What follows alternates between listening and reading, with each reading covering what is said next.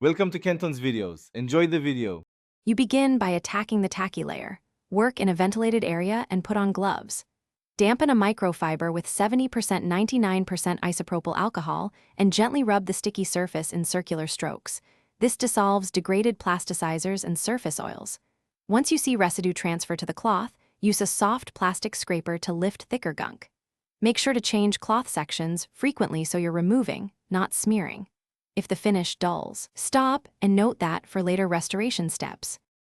Once the bulk of stickiness is gone, wash the area with mild dish soap and warm water to remove alcohol residue and any dissolved material. This prevents later reactions.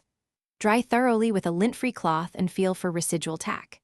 If slight tack remains, sprinkle a small amount, 1/2 teaspoon, of talc or cornstarch and rub it in. This absorbs remaining plasticizers without altering color. If powder clings, brush it off and reassess. Some plastics need sealing rather than powder. You finish by sealing the surface so stickiness cannot return. Apply a thin, even coat of acrylic matte clear spray or a dedicated vinyl restorer. Follow product directions and keep coats light to avoid runs. Once applied, let it cure for 24 hours and then test by touch.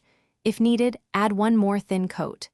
If the plastic reacts, bubbling, color shift, or return of tack, stop. That indicates base material breakdown, and you should consider part replacement or a professional restoration. Thanks for watching. Consider subscribing if we helped you.